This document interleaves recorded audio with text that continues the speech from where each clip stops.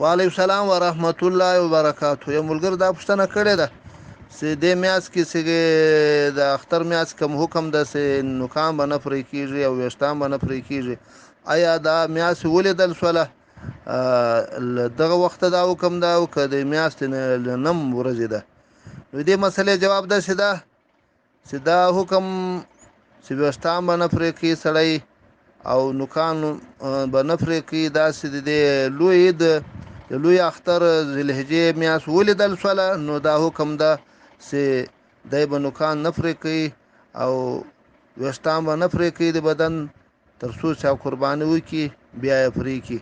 خو دا حکم دغه چا لپاره ده چې څو قرباني کوي. او دویم خبره ده چې دا حکم صرف مستحب حکم ده، کم فرض واجب نه ده، ضروري نه ده چې یعنی که چا پرې کړو ویښتان یا نوکان نو قرباني ته نقصان رسیږي، یا مسله داسې نه ده.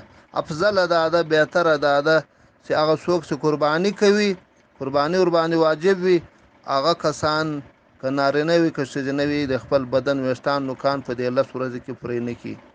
خو دا حکم هغه وخت ده چې د بدن ویښتان 40 یا زیات ورځې نه وي سوي چې د نه یې پرې کړي نه یې کم کړي. که دا صورت وي چې د بدن د بغلو ویښتان تر نامه لاندې ویښتان دا یا بریتونه غټ سوي نو 40 یا زیات ورځ سوي چې د نه یې پرې کړي، نو دغه وخت کې بیا حکم دا ده پرې کول واجب دي، ضروري لازمي ده.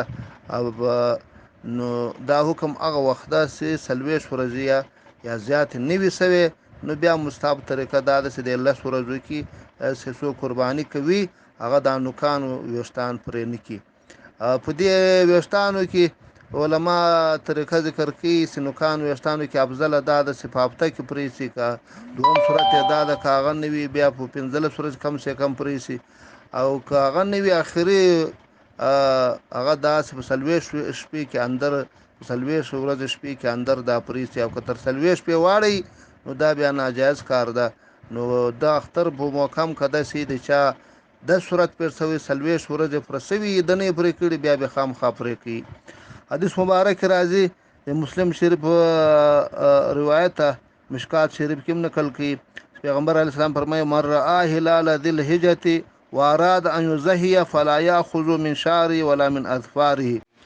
او علامه شامی رحمت الله علیه رد المحتار کې اول جلد 401 صفحه کې او پنځم جلد 288 صفحه کې دې مسلې وضاحت کړی ده. او عصری فتاوا کې احسن الفتاوا وم جلد 419 صفحه کې دې مسلې وضاحت. وبالله التوفیق.